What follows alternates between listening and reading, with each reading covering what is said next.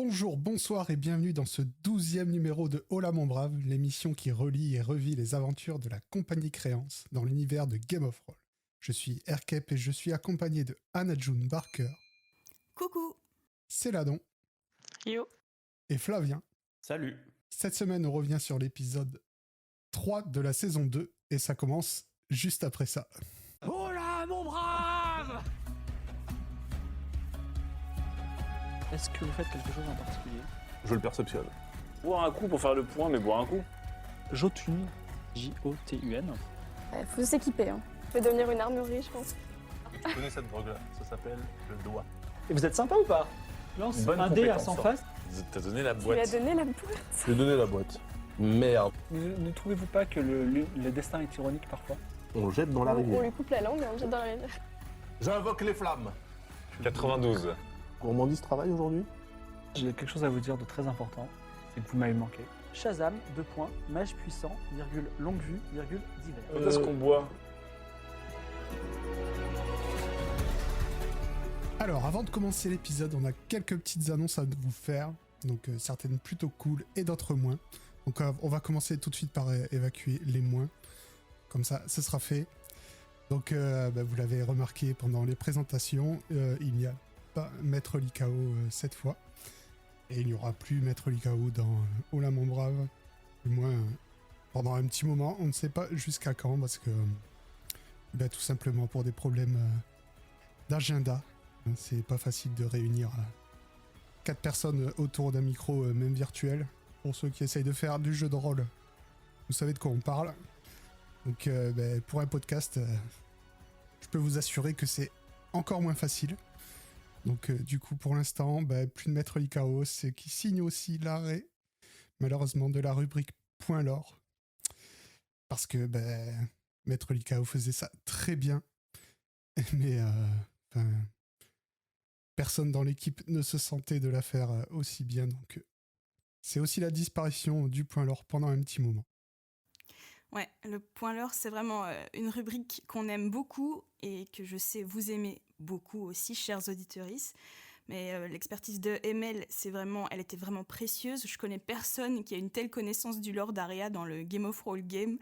Mais on fera malgré tout de notre mieux pour distiller ça et là quelques infos sur le lore. Après tout, c'est un des intérêts de ce podcast.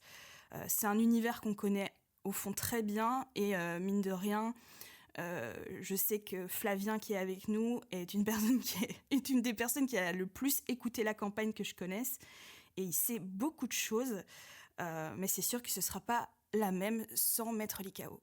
Maintenant, on passe au point positif, donc tu viens d'en parler. Flavien devient maintenant... Enfin, au point positif, on verra, moi je suis encore... mon vous nous Dieu. direz, hein. En tout cas, Oh, mon pauvre Flavien, Flavitos. rejoint l'équipe en tant que... Comment on peut dire ça? Bon, il rejoint l'équipe, hein. On va s'arrêter là. Donc, bienvenue à lui. Merci. Et aussi, une deuxième nouvelle, c'est que les plus attentifs d'entre vous l'auront peut-être vu, et encore pas sûr, vu que, au bout de 2 fois, on peut pas dire que c'est une tradition, mais normalement, Hola mon brave devrait sortir maintenant tous les 2e dimanches du mois. Donc, vous pouvez faire des petites croix sur votre calendrier. Alors, pour être plus précis, ce sera tous les dimanches de la semaine du 15. Ouais, parce que là, le mois d'avril... Voilà, il a commencé pratiquement par un dimanche. Donc ça sortira pas le 9, mais ça sortira le 16. Si vous voyez ce que je veux dire. Mais moitié de mois, le dimanche du moitié de mois, vous inquiétez pas, moi je me comprends, il y a d'autres gens qui me comprendront, tout va bien. Ouais, d'accord, on se moque. Allez, donc... Non. si. Quelle ambiance. Cette semaine, l'épisode s'intitule « Condamné un jour, prince un autre », d'une durée de 2h21. Et comme il y a quand même pas tout qui change, je vais demander à Anna-June ce qu'elle en a pensé. Eh bien, j'ai passé un super bon moment et ça fait du bien. Dans mon souvenir, le passage chaotique du départ de l'île était beaucoup plus pénible et je pense que c'est mon esprit de joueuse de RPG, tu sais, qui a besoin de cleaner une zone avant de la quitter, qui avait à l'époque été hyper frustrée parce qu'on quitte Esperanza en laissant plein de portes ouvertes Et ils ont aussi laissé plein de gens derrière eux, d'ailleurs. Et donc, je pense que j'étais juste frustrée, voilà. Mais en réalité, la séquence, elle est assez marrante. Et il se passe plein de trucs dans tous les sens. Et globalement, c'est un super chouette épisode, justement, parce qu'il se passe plein de trucs différents. Ils vont dans des zones différentes, ils recroisent des gens qui sont déjà croisés. Et ça, c'est toujours cool. Il y a plein de moments marquants, il y a des moments de lore, il y a des sacrés moves de la part de nos amis créances. Et voilà, je suis assez contente, après le dernier épisode, de retrouver un peu mon enthousiasme pour Game of Thrones. J'ai passé un super chouette moment. Et toi, Flavien? Et ben moi c'est pareil, c'est vraiment ce genre d'épisodes qui me font aimer Game of Thrones. Moi j'ai pas eu cette frustration que tu as pu avoir, Anna, parce que moi personnellement quand je joue à des jeux vidéo, j'ai du mal à tout compléter. J'ai vraiment la flemme, je suis un gros flemmard. Donc à la limite qu'ils partent et qu'ils laissent tout, c'est pas grave. Mais non, c'est vraiment cool. On quitte quand même Esperanza, c'est vrai que c'est pas l'arc le plus agréable. Et justement, la suite, moi j'adore ça. C'est la suite, c'est Alta Bianca, après ça sera Akaba, etc. Et je sais que c'est vraiment l'épisode maudit est passé, ça y est, on est tranquille, des nouveaux horizons s'ouvrent à nous et c'est vraiment cool. Et surtout, il se passe un truc incroyable dans cet épisode qui, je pense, est vraiment un des effets marquants de Game of Thrones. Et c'est vraiment un plaisir de réécouter ça. Et ben, quant à toi, Céladon, comme d'hab, hein, réécoutons ta prédiction de la dernière fois.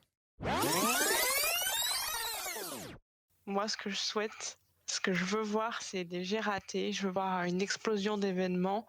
Je veux des événements vifs.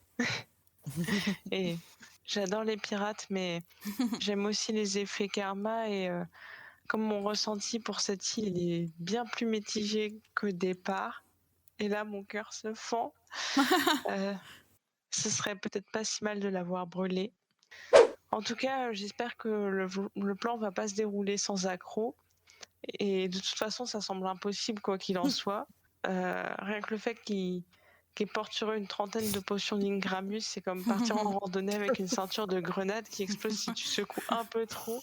C'est impossible que ça se passe bien. Et je me prends à espérer aussi que Lydia prendra un peu sa revanche et aura double voix au prochain épisode. Mais ça, je crois que c'est... Enfin... Oups. Spoiler, ouais, c'est loupé. Concernant le Tulpa, par exemple, genre... je sais pas comment dire, mais il sait que Atlan le cherche. Donc j'ai du mal à envisager qu'il va rien faire. Alors effectivement, moi je dirais, t'as été plutôt servi sur l'explosion d'événements. Mais t'as été très le juste. Tulpa, ouais, le Tulpa, par contre, je sais pas s'il le savait, mais en tout cas là il va le savoir, ça, c'est sûr. Mais j'ai bien aimé cet épisode. Et d'ailleurs, je crois que j'ai pris d'autant plus plaisir à l'écouter que genre, en plus j'en ai parlé juste au moment où j'étais en train de l'écouter, j'en ai parlé avec quelqu'un. Genre c'est la première fois que je parlais de Game of Thrones, genre avec quelqu'un, genre sans écran interposé. Et du coup, je crois que j'ai été encore plus attentive que d'habitude. Et en vrai, j'ai trop hâte d'écouter la suite, quoi. Enfin, voilà. Ça y est, tu commences, tu tombes dedans, c'est trop tard, là. C'est fini. Exactement. Elle est devenue accro. Mais je crois que c'est pas la première fois que je dis ça. T'as réussi ce que je n'ai jamais réussi pendant toutes ces années, rencontrer quelqu'un dans la vraie vie qui a vu Game of Thrones. Franchement, t'imagines, GG. j'étais en train de ramasser les épinards, là. Et genre, on parle jeux vidéo et j'ai parlé jeux de rôle et le gars me fait « Tu connais Game of Thrones ?» J'étais genre « Oh... » Mais t'as flex ou t'as pas flex? Est-ce que t'as dit Non. ouais, et toi tu connais Ola mon brave? Non, j'ai pas fait ça. Ah, c'est dommage. J'ai dit qu'on faisait un podcast, mais j'ai pas trop insisté parce que j'avais peur que ce soit trop. Ah, dommage, la publicité, Mais oui. c'est là-dedans. Je lui en parlerai. Je vais le revoir, je pense. Et bien moi, puisqu'on me demande, comme d'habitude. Oh putain. Désolée. Non, Oublie à chaque fois. c'est pas grave. Mais c'est pas marqué dans le conducteur, là. Bah, oui, c'est parce que vous non d'habitude, plus, je le mais j'y fais pense quand même, spontanément. tu vois. Mais Non, moi, mais tout j'y le monde pensais. s'en En calme, fait, le c'est très pire, c'est bien. que avant que tu dises ça, j'y pensais. Et puis, t'as enchaîné, là. Non, on peut Je te ne vous propose, demander, inquiétez que, pas. je propose qu'on fasse Allez. un blanc et que Flavien te demande. Allez. Absolument fais ça. pas. Je vais laisser toute cette séquence bien gênante T'es vraiment Non. le petit gars. sans la monter. Oh, Donc, punaise. Je suis... je suis très content parce que je pense que ça s'est peut-être un peu entendu. C'était subtil, mais je pense que ça s'est entendu. J'ai pas trop aimé Esperanza, l'île des pirates et tout ça. C'est vraiment pas... C'est vraiment pas l'arc que j'aime dans Game of Ah ouais. Thrones. Du coup, on s'en va. Et ça, c'est plutôt cool. En plus, l'épisode est bien. Atlan, il m'a régalé. Il y a pas... C'est vraiment... Enfin, moi, il y a peut-être mon extrait préféré de tout le machin là-dedans. C'est... enfin, voilà. Et Clodomir. De tout le Aussi. machin. Oui, tout le machin. Et Clodomir est mis face à ses actions, encore une fois. Et ça, moi, j'aime toujours quand Fibre fait ça. Avec les PJ face à leur action. Bon, on voit que, comme d'habitude, il comprend pas pourquoi. Hein. Ouais. Il a rien fait, c'était que des circonstances, bien sûr. Mais en tout cas, moi, ça me plaît. Donc, j'ai beaucoup aimé cet épisode. Et ça fait du bien. Parce que ça faisait un moment que je disais que c'était pas terrible. Donc, Ça fait du bien de t'entendre dire ça. On est tous Oui. refaits en fait. Ouais. ouais, oui. Bon, mais si tout le monde a dit ce qu'ils avaient à dire, on va passer au résumé de l'épisode. Évidemment, un petit récap par parcimonie. Envoyez-nous plein de cœurs, s'il vous plaît. On adore ça, on aime l'amour. Allez, hop. Alors, cette fois, pas de problème technique. L'épisode s'ouvre sur un résumé de l'épisode précédent. Fibre explique les conséquences de la malédiction sur Lydia. Donc maintenant qu'elle a retrouvé sa voix, d'ailleurs, on peut entendre qu'elle va tousser encore pendant tout l'épisode. Elle a bien été malade. Je sais pas ce qu'elle avait, mais elle était bien malade. Donc à chaque fois qu'elle voudra parler à quelqu'un, elle devra jeter un dé. Sur un résultat pair, elle peut s'exprimer librement, et sur impair, elle n'arrive pas à parler, mais pousse des caquettements de poule. Donc moi, je pense que c'était de ça que parlait Maître Likao la dernière fois sur la continuité qui n'aurait pas dû être et tout ça. Donc oui, c'est vrai qu'il y avait peut-être pas besoin d'en rajouter, mais je trouve que ça passe vite. Ils vont pas trop le garder, et donc je sais pas. Puis en plus, elle se marre, Lydia, j'ai l'impression.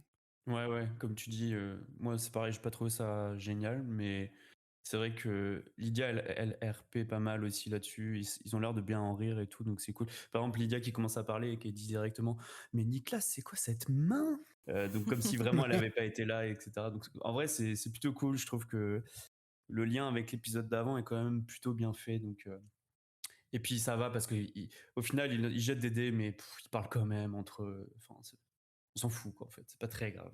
Mais de base, maintenir ce type de gimmick, c'est hyper compliqué. Quiconque a déjà essayé de masteriser, c'est qu'il faut déjà réfléchir à tellement de trucs. Alors garder des gimmicks comme ça sur le long terme, c'est compliqué. En plus, ici, l'idée, elle est assez bonne, mais avec une telle mécanique, on ne peut pas prévoir à l'avance en fait ce que vont faire les dés. Et pour le même prix, en fait, ça fonctionne. Il n'y a qu'une personne à qui elle parle, une ou deux personnes à qui elle doit parler poule, et c'est assez marrant. Mais ici, la pauvre, elle va quand même rater une grosse partie de ses jets, et elle va pouvoir que communiquer avec Nicolas dans l'équipe. Et même les adieux, entre guillemets, déchirants avec sa sœur, elle devra parler poule, donc ça casse un peu le truc. Et ça enlève beaucoup de belles séquences qui auraient pu être là pour Keitra dans cet épisode. Donc ça l'invisibilise un peu, alors que déjà, dans l'épisode précédent, elle n'avait pas eu sa place. Donc après l'épisode qu'on a vécu, c'est pas ouf, c'est un peu dommage. En plus, moi je trouve qu'il va y avoir pas mal de délation de la part de Lame, la Pookie. Lame en tant que joueur qui n'aura de cesse de rappeler à Fibre que Keitra doit lancer ses jets des poules. Et en fait, allez, si je dois vraiment faire une critique, je trouve qu'il prend un chouïa trop de plaisir à l'entendre faire la poule. Pas sûr que ce soit le meilleur move de Lame que Lame ait jamais fait dans cette campagne. T'es revenu, genre je pensais pas que... Mais en vrai, je trouve que t'as raison.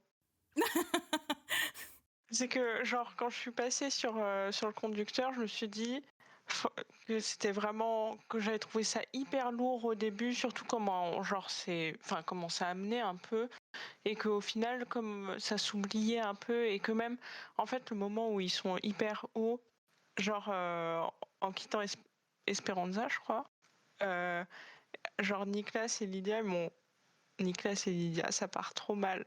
Je suis désolée, Nicolas et Keitra, du coup, m'ont fait trop rire. Et j'avais trouvé que c'était assez fun et que comme c'était assez oublié, ça passait. Mais au final, je trouve que t'as raison. Mais moi, je trouve que t'as raison aussi parce que j'en parle plus tard, donc c'est un peu débile, mais quand ils font la poule, là, qui sont tous occupés d'halluciner, c'est vrai que c'est marrant, quoi. Ça donne vraiment des scènes comiques. Mais c'est juste après un épisode où Keitra a pas pu parler. Et du coup, ça fait un peu beaucoup. Ouais, et puis c'était un épisode tendu, quoi. Où c'était pas le bon moment. Ouais. Pendant ce temps-là, le son d'un corps retentit au milieu de l'île et ils apprennent que c'est une convocation pour un rassemblement général. Ils se disent tout de suite que le corps du corbeau noir a été retrouvé et hésitent à s'enfuir. Ils finissent par suivre le mouvement et arrivent sur la grande place. Kaina est au milieu de tout le monde, debout sur un tonneau, et elle est en train de s'adresser à tous les pirates. Donc vous êtes un petit peu en retrait, c'est ça? Cache Oui, ta on main, écoute quand de même. loin. Alors, Ta main dans la poche. Cache ta main. alors, effectivement, il y a le cadavre du corbeau noir à ses pieds, avec une main coupée. Comment ils l'ont trouvé? Comment Je ne me posais pas la question. était Elle est en derrière train nous. d'arroguer la foule et elle dit ah, quelque chose de très grave est arrivé. Quelqu'un a tué le corbeau noir et nous pensons que c'est un meurtre rituel. Parce que regardez, sa main a été coupée. J'adore ces moments parce que c'est vraiment. Ils passent leur temps à faire des trucs sans se préoccuper des conséquences. Et Fibre, il adore s'engouffrer là-dedans, quoi. C'est genre, typiquement, au moment où il coupe la main, je crois que c'est Lydia qui disait justement, ou je sais plus, il y en a quelqu'un, un de l'équipe a dit, mais en fait, si on lui coupe la main, c'est idiot parce que on va voir qu'il s'est pas fait noyer, quoi. Mais à ce moment-là, ils disent, wow, c'est pas grave, YOLO. Et puis, Fibre, il prend ça, il est en mode, non, c'est pas cohérent. Donc, il leur fout dans la gueule juste après. Et on verra dans les autres. Olympia, c'est ça. Elle passe son temps à essayer de la ramener par rapport aux conneries qu'ils ont faites. Dans les futures saisons, c'est la même chose avec Jackass, qui passe son temps à être un peu en mode Colombo, mais qui se ramène, qui leur dit mais je comprends pas, vous avez fait tel truc, mais comment ça se fait, c'est pas logique. Et ça c'est vraiment génial de la part du Fibre à chaque fois. Donc la première décision que les pirates doivent prendre est l'élection du nouveau corbeau noir. Kaenas se présente ainsi que Bardonius, Gus le Chauve, dit l'immortel, et Amaury. Wink wink du MJ l'immortel, oulalalala. C'est nul, c'est pour ça que tu l'as enlevé. Ouh là là. Le chat du live représente la voix des pirates, mais les joueurs peuvent influencer le résultat. Niklas et Atlan votent Amaury, et le Nob délivre un discours poignant qui n'influence pas grand-chose parce que de toute façon, le chat avait déjà voté pour lui. Il est donc élu le nouveau chef des pirates. Donc c'est un gamin de 14 ans, perdu au milieu de tout ça. Ça m'a sonné. J'ai juste eu l'impression qu'il faisait payer à Amaury son désir d'aventure. Je pense qu'il s'en fiche et que personne n'a rien calculé, mais ça faisait un peu ah ouais, tu voulais être un pirate? Il est temps de grandir et de prendre ses responsabilités. Ça fait un peu karma pour le gosse, quoi, le C'est pauvre. marrant, je l'ai pas du tout, Moi non du tout plus. ressenti comme ça. Non, Je c'est pense marrant. que ouais. Elle est tellement attachée à Amaury Céladon et à son futur. Quelle voie de représailles. Écoutez, cette séquence, moi, de l'élection d'Amaury, c'est une séquence qui m'avait marquée dans Game of Thrones. Parce qu'elle fait naître en moi, un véritable gloubi-boulga d'émotions contraires. Parce qu'il y a plein de trucs que je trouve très marrants. Mais il y a aussi c'est un ensemble de décisions qui me semblent insensées. Et les trucs pas logiques, moi et mon cerveau neuroatypique, on a du mal, quoi. C'est vraiment énervant pour moi. Déjà, je comprends pas la take de Keitra, qui ne tranche pas de manière évidente en faveur de sa sœur. Alors, elle a un argument comme quoi elle sait pas exactement ce que Kaina veut faire de sa vie. Elle a peur aussi que ça lui mette une cible dans le dos. Mais ensuite, elle insiste pas. Or, Kaina, je sais pas si vous êtes d'accord avec moi, mais c'est vraiment le choix évident. C'est la seule personne qui est un tant soit peu de leur côté, avec qui ils vont pouvoir négocier la non-attaque de Void, avec qui ils vont pouvoir négocier leur départ un peu safe de l'île. Mais non. C'est tellement mieux de troll et de mettre un enfant de 14 ans à la tête des pirates. Alors évidemment, moi, je n'ai rien contre le troll, j'aime ça. Et d'ailleurs, ça donne lieu à tout un tas de vannes que je trouve délicieuses, comme Nicolas qui surnomme Amaury Benoît Amonry, et qui dit « Ce sera le choix du cœur du premier tour ». J'ai adoré. Vous savez qu'une bonne vanne politique, ça ne se refuse pas. Enfin, soit.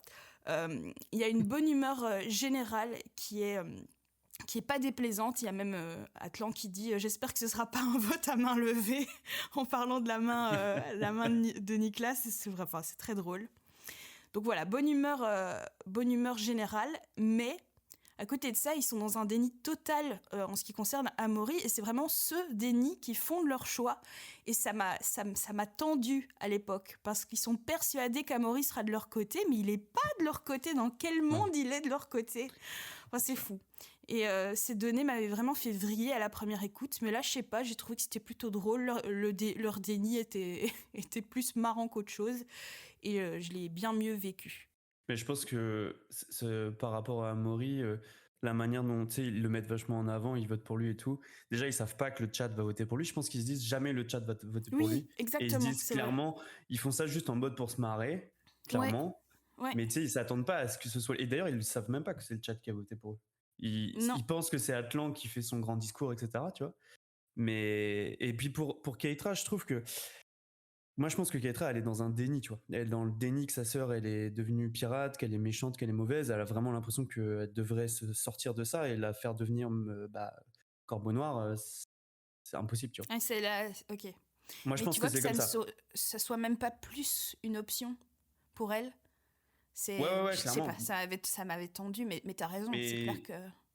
Mais je sais plus qui veut voter pour Kaina, justement, et puis c'est elle qui dit non. C'est Clodomir. Ouais. Donc tu vois, il y a quand même le choix de la raison de Clodomir. Effectivement, je pense que ça aurait été une bonne alliée. Mais je veux dire, c'est Game of Thrones. Hein. Mais clairement, t'as trop raison. Amaury, il le dit en mode... Enfin, c'est Nicolas qui émet l'hypothèse de choisir Amaury. Et il le dit vraiment en mode trop lol, trop drôle. Il pouvait pas s'attendre que le vote du chat allait le faire élire, quoi. Mais est-ce qu'il a pas influencé le vote du chat en disant ça? Est-ce que les gens se sont pas dit... Je pense que le chat, c'est des trolls, de toute façon. Ok. Ouais, je crois que de mémoire, je crois que le chat est déjà très, très en faveur d'Amaury avant qu'il commence à raconter leur conneries. Parce que c'est le plus drôle en même temps, c'est normal. Bah ouais, c'est marrant. En fait, c'est vraiment... Bah moi, je trouve ça drôle. Enfin, c'est Game of Thrones. On est là... Oui. C'est pas là pour se prendre la tête, justement. En fait, le fait, c'est qu'il crée des situations qui n'ont aucun sens. Et c'est là où ça va devenir drôle, où ça va devenir fun, tu vois. Parce que si c'était ultra linéaire, je sais pas. On en discuterait peut-être pas aujourd'hui, tu vois. Je sais pas. Oh. J'aime ton amour pour Game of Thrones. Kaina annonce qu'une équipe d'investigation se monte pour enquêter sur le meurtre de l'ancien Corbeau Noir. Et pendant ce temps, Lydia rate DG pour parler à Clodomir et Atlan. Elle peut donc communiquer qu'avec Nicolas.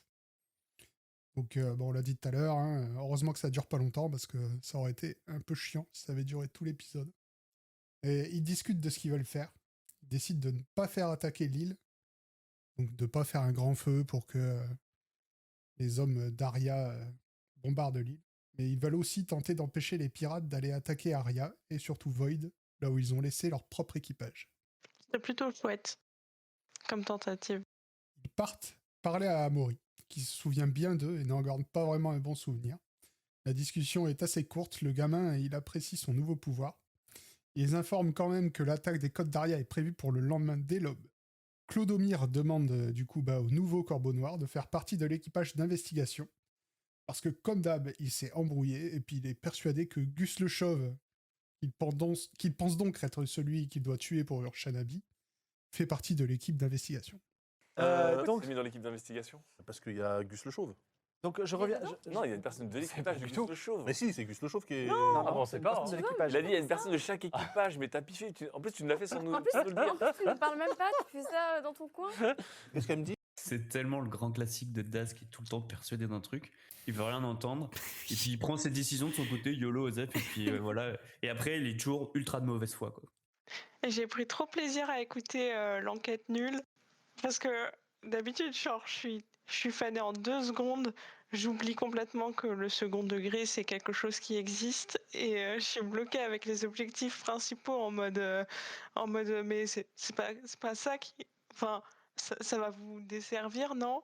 Et finalement, là, j'étais en paix. Genre, ça y est, je crois que j'ai accepté l'aléatoire chaotique du hasard et du jeu de rôle et c'est vraiment une perle. Genre, je crois que c'est là que je commence à avoir du fun. C'est tout ce qui fait que c'est précieux en fait, c'est le fait que ce soit imprévisible. J'ai l'impression de hurler des évidences, mais genre, en vrai, c'est cool. Mais je pense qu'on a tous eu ce moment quand Ouais. quand tu te mets à écouter des actual play, quand tu te mets à faire du jeu de rôle, tu as toujours ce petit déclic de mais en fait, waouh, toutes les possibilités, tout le chaos que ça peut générer, c'est incroyable, c'est le meilleur jeu du monde en fait. Et puis c'est trop cool de t'entendre, Céladon, parler de ça, te rendre compte de ça. On est aux premières loges. Oui. C'est cool. Oh my god, Oula. c'est trop kiki. Désolée. On apprend aussi que les pirates choisis pour faire partie des enquêteurs sont particulièrement stupides. Et là aussi, c'est un vote du chat. Et voilà, bah là, je me suis dit, oh, c'est chiant, ça va pas avancer, ils trouveront jamais le coupable. Et ensuite, j'ai réalisé que pour une fois, en fait, enfin, je sais pas si c'est pour une fois, mais de ce que j'ai vu, ils votent pas souvent en faveur des PJ. Et je sais pas, je me rends pas compte. Ah non, J'ai- vraiment, le chat de Game of Thrones, c'est le chat le plus doudou de la Terre, quoi. Ah ouais? Parce que j'ai Ah l'impression ouais. qu'ils essaient quand même pas mal de leur mettre des bâtons dans les roues aussi. C'est vrai qu'ils choisissent le chaos, mais tu verras, dès qu'il y a un truc vraiment important, c'est que des ondes de love en général. Ok, bah je ferai attention. J'ai apprécié le spectacle. L'équipe s'enquiert du nouveau statut de Kaena suite à la mort du Corbeau Noir. Bon, elle leur dit que le Corbeau Noir, c'est un titre et que son serment, maintenant, il est relié, il est transféré à Amaury. Donc, elle n'est pas libre pour autant. Mais enfin, là, j'ai une vraie question à ce propos. C'est genre si une règle elle est implicite, si c'est pas précisé, en fait, si tu la respectes pas en pensant faire ce qui est juste, est-ce que c'est vraiment rompre le serment et est-ce que t'es vraiment puni pour ça, genre? Mais ce serment, de toute façon, c'est... Ouais. Il n'y a jamais eu des règles précises qui ont été établies autour du serment sur le fleuve des morts, donc on pourra... Elle est juste, ta question, mais on n'a aucune réponse à t'offrir parce que Ouais, c'est un vaste sujet dans l'univers. c'est un vaste sujet, ouais. Parce que Fib lui-même, il avait plus ou moins dit que, en gros, ils ont extrêmement peur de ce serment, mais il avait l'air à moitié de dire que justement, c'est un peu basé sur rien, parce que ça peut être comme dans la culture populaire, juste avoir l'impression d'être, Elle a peur de l'enfer, quoi. voilà, ce genre de choses. Et peut-être que, en fait, on sait pas quoi. Peut-être que il y a quand même tout un lien par rapport aux passeurs, des morts, ce genre de choses. Donc il y a du lore, il y a des choses qui existent par rapport à des dieux, etc. Et du coup, ça nous fait croire que ça fonctionne vraiment. Mais en même temps, Phil dit lui-même qu'il laisse une zone de flou là-dessus. Donc, C'est ça, il va y avoir d'autres serments sur d'autres continents qui vont être beaucoup plus légiférés, on va dire. Mais ce serment-là, on n'a pas vraiment de ligne de conduite pour le faire jouer, et donc c'est un petit peu... c'est juste une manière un peu de remettre les joueurs face à leur karma de temps en temps, et donc il n'y a pas vraiment de ligne directrice. Les enquêteurs, qui sont, pour finir, pas si stupides, moi je trouve, hein, ils remarquent l'absence du pendentif sur le cadavre de l'ancien chef des pirates.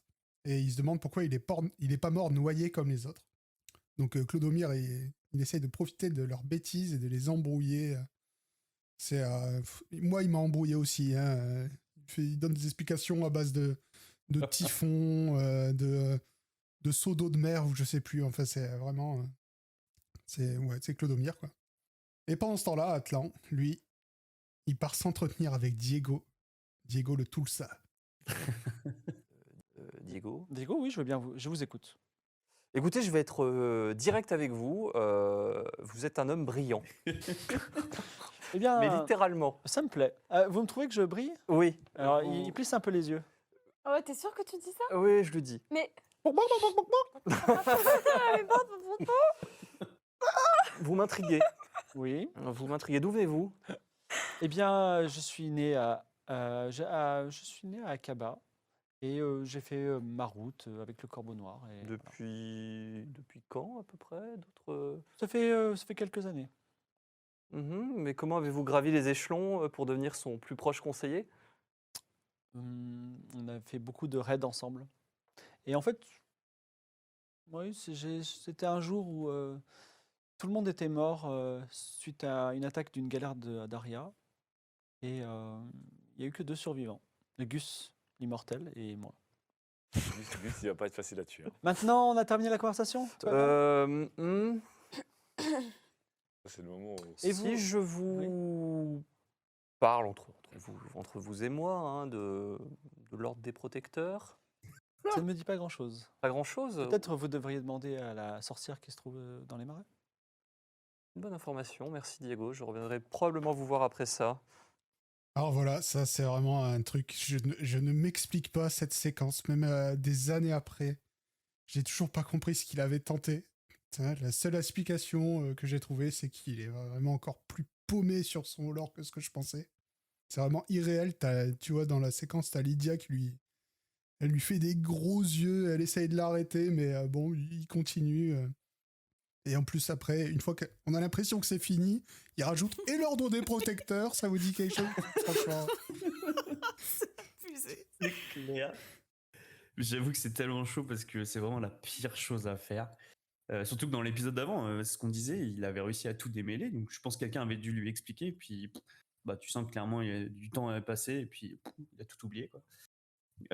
Mais ouais, tu sais qu'il sent que c'est lié à son lore. Il sait qu'il y a un truc et tout, mais bon, il mélange tout.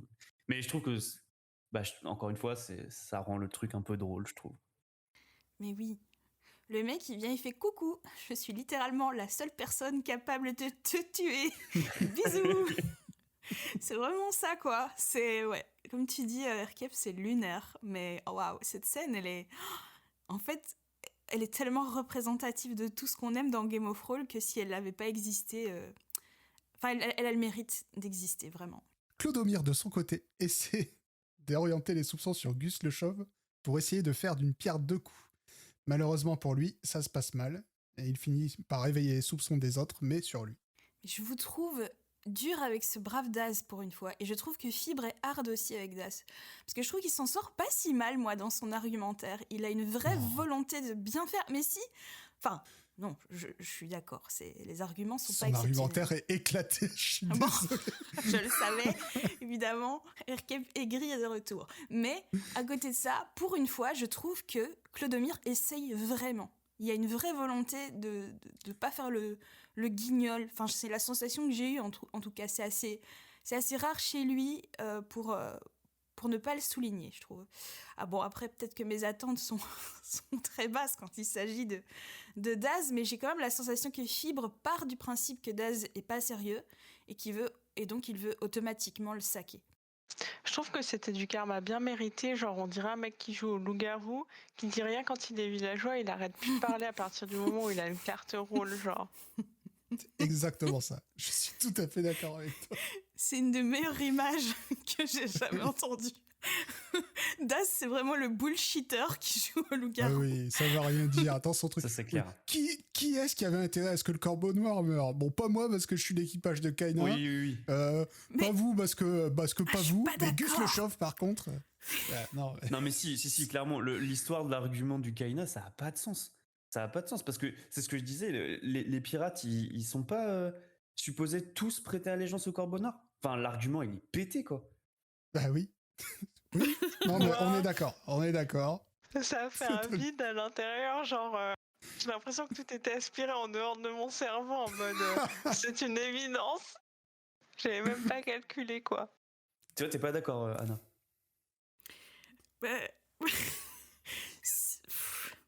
Non, voilà. Passons. Ouais. Amaury rassemble alors tous les pirates car Diego affirme avoir vu Atlan assassiner le Corbeau Noir. Il l'aurait ensorcelé et lui aurait plongé la tête dans un tonneau rempli d'eau de mer pour le noyer. C'est vraiment un move insane de Fibre Tigre, vraiment. Le retour de bâton direct, juste après la gaffe d'Atlan. C'est du Fibre dans toute sa splendeur. Ouais, il est vraiment fort pour adapter son scénar parce que, genre, juste Je veux dire, c'était pas prévu. Il aurait jamais prévu que Atlan lui dise hey, coucou, je peux te tuer, je te vois, je sais que t'es un tout pas. Et genre là, direct, il le fout dans la sauce, quoi. Et c'est vraiment bon. Et aussi, le truc qui m'a trop fait marrer, c'est Dash, je crois, qui dit je suis Clodo Lucet de l'investigation. Plutôt cash. C'est le roi de la punch, mec, franchement. Ouais, Incroyable. c'est très très drôle. Clodomir essaie de défendre son ami, mais rien n'y fait. La parole de Diego pèse trop lourd dans la balance, et en plus, ils oublient qu'Amaury connaît tous leurs secrets et peut facilement délier leurs mensonges.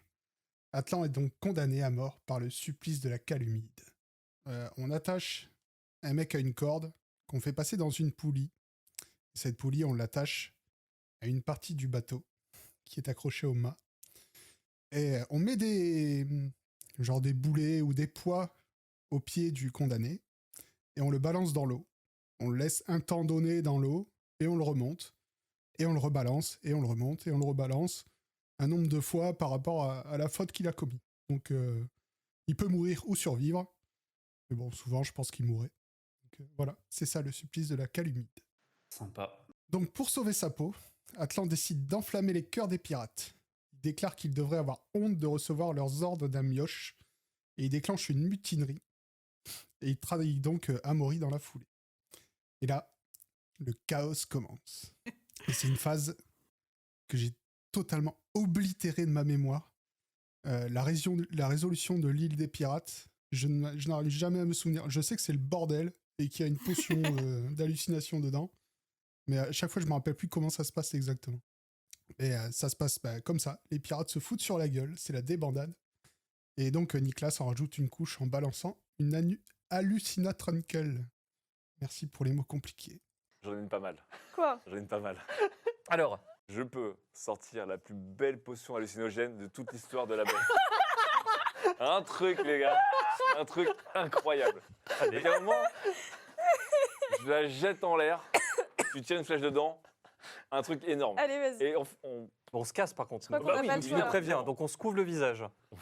Ça fait longtemps qu'on l'a pas utilisé, c'est drôle. Alors, tu lances la potion hallucinogène et vous retenez votre respiration, c'est ça? Et on se Ouais, retire un petit peu dans le Alors, on met bordel. un Il truc. faut faire un jet sous votre endurance. C'est votre endurance multipliée par 5. Alors, Atlan et Clodomir retiennent leur respiration. Alban et Nina sont en train de, à quatre pattes par terre, en train de voir certainement des dragons violets. Effectivement, tout le monde est là et ils laissent tomber leurs épées. Ils sont là, ouah, ils voient des trucs et commencent. Et là- Et toi, tu vois des gens qui copulent de Je partout. te demande de me libérer. Alors moi je libère Atlan. Voilà, tu prends ma dague, tu coupes les liens et on va buter l'autre. Qui ça? C'est marrant, RK, parce que tu dis à chaque fois j'oublie, mais bon, je me souviens vraiment qu'ils ont jeté une potion. Bah évidemment, je veux dire, ils font ça à chaque fois. C'est leur gros classique. On sait pas quoi faire, c'est le bordel. Bon, vas-y, on balance une potion d'hallucination. C'est très cheaté, mais c'est très très drôle à chaque fois. Mais je trouve que c'est une bonne leçon à retenir. Genre, note à soi-même, dans une situation. Oula, ça part mal. Dans une situation délicate, faire n'importe quoi, semer la zizanie, puis s'esquiver en douce. Je pense que ça marche en vrai. Exactement, tu as compris l'essence de la compagnie Créance Céladon.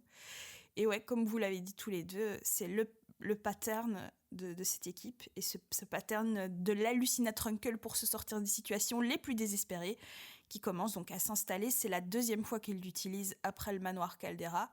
Et je me demande si c'est quand même pas celui-là le plus iconique. Enfin, il y en a un autre qui marquera l'histoire de Game of Thrones plus tard. Mais là, il est déjà balancé dans une situation qui est chaotique de base, donc ça en rajoute une couche. Et je trouve là pour le coup que l'âme est au top de son game de RP. Je l'ai déjà dit, mais je le redis, je trouve que Nicolas est un personnage parfait pour lui, qui lui permet vraiment de s'exprimer. Et ici, vous avez entendu l'extrait, je le trouve au top. Tout le monde hallucine, donc vraiment tout le monde, sauf Atlan et Clodomir, qui deviennent les seuls êtres pensants de l'équipe. Et alors, que dire de ce duo? Donc, les débats sont interminables. Est-ce qu'il faut sauver Alban, Nina, Kanya, Amaury? On ne sait pas. Est-ce qu'on crame tout? Est-ce qu'on crame pas tout? On ne sait pas. Est-ce qu'il faut tuer Gus le Chauve? Est-ce qu'il faut tuer Diego? Est-ce qu'il faut tuer les deux? Est-ce qu'il faut cramer juste le bateau de Mardonius? Ils tournent en rond pendant que les autres se mettent à parler poule en hallucinant et en désespérant des décisions de leurs amis. Je trouve ça, enfin j'en ai parlé plus tôt, mais je trouve ça tellement drôle la manière dont, pour compenser le fait qu'ils peuvent pas communiquer, Keitra et Nicolas, ils jouent à fond le jeu de l'hallucination, ils parlent au ralenti, et puis il y a Nicolas qui se met à mimiquer Keitra et qui se met à parler poule, enfin c'est vraiment très drôle. Moi aussi, j'ai adoré ce passage.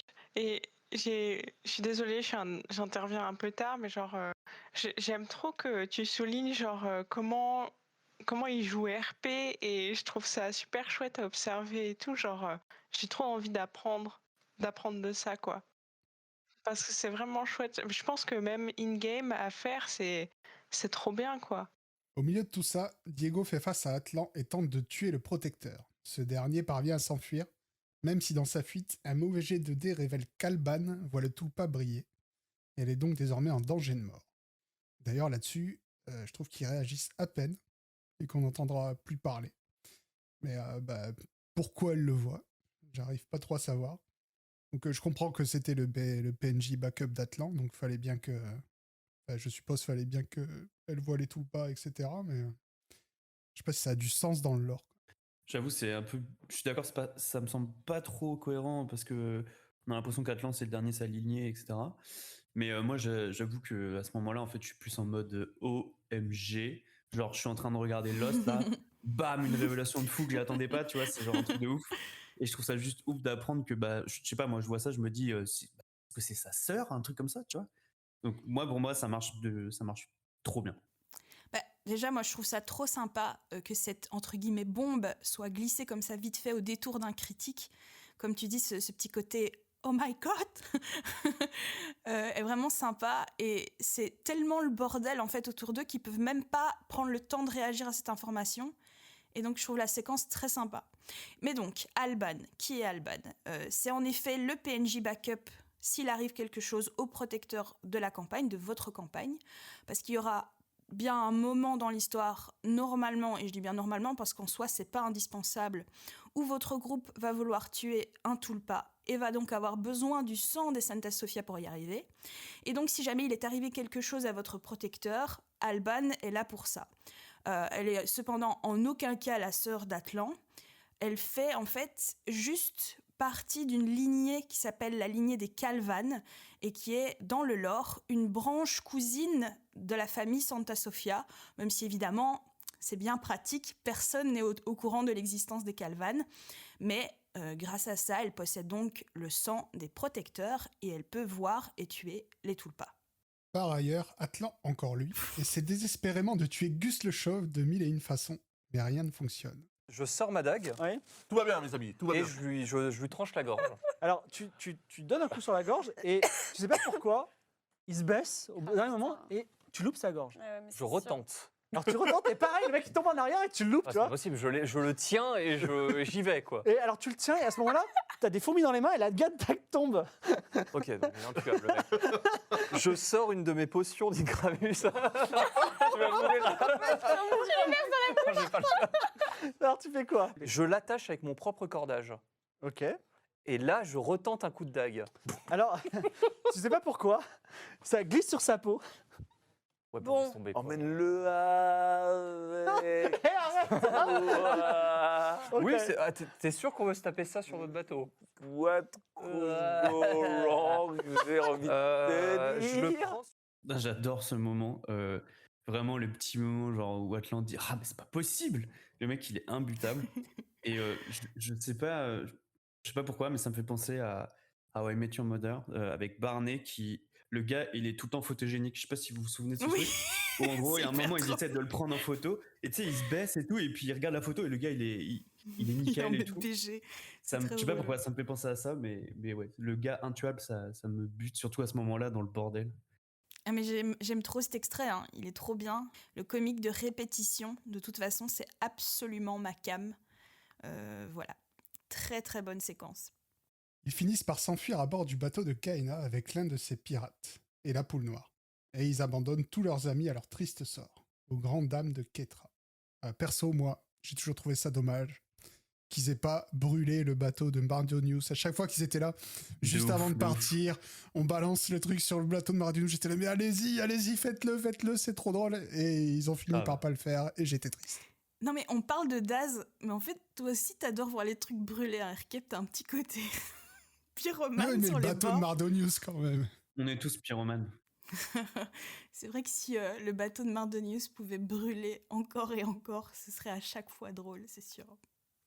Alors, on avait déjà établi que malgré les nombreux avertissements du MJ qui tente tant bien que mal de faire jouer ce jeu de rôle, sa campagne, avec une forme d'importance donnée à la vie humaine, on avait bien compris que nos amis de la compagnie Créance avaient du mal vraiment à respecter et à prendre cet aspect du jeu au sérieux.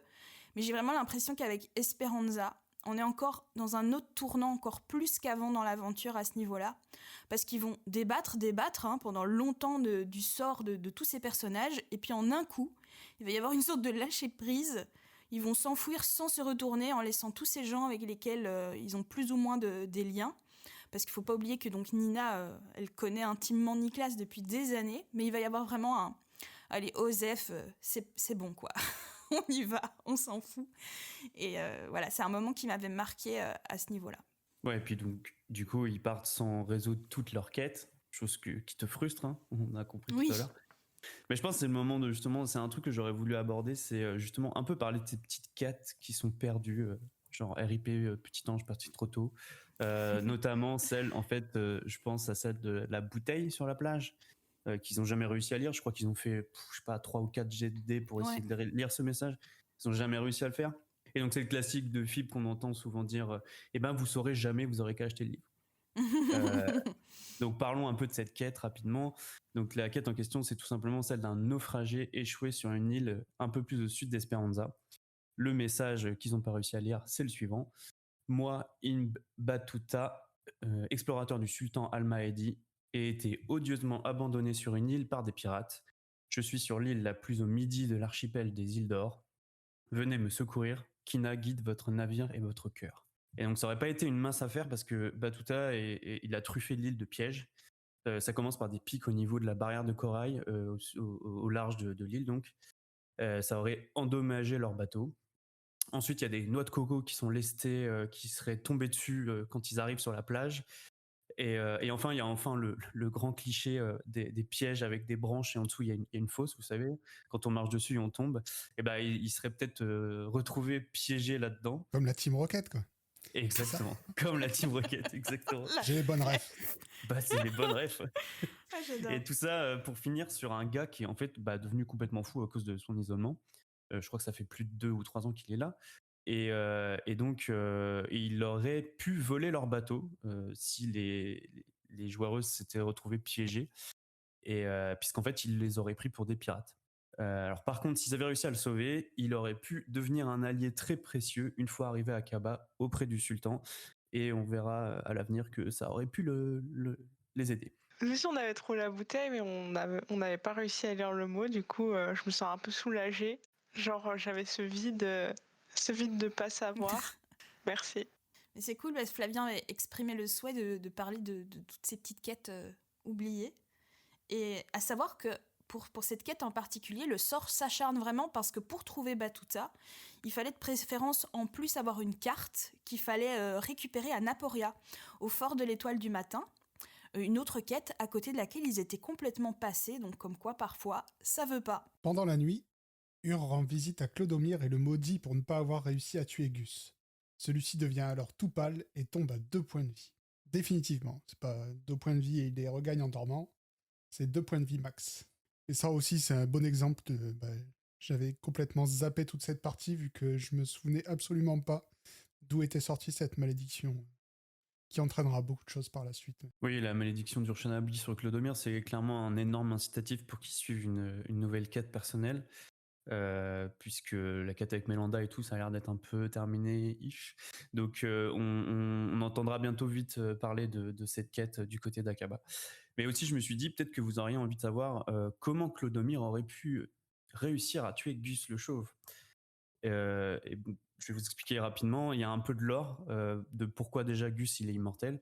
Donc dans sa jeunesse, déjà Gus il s'est enfoncé dans les territoires inexplorés au sud de Kniga. Là-bas, il a sauvé une sorcière d'une attaque de léopard. Et pour le récompenser, elle lui a fait des tatouages tribaux. Et elle a sacrifié 2 personnes dans le processus, d'ailleurs, pour faire ça. Et c'est des tatouages en fait qui font que désormais on ne peut pas le tuer.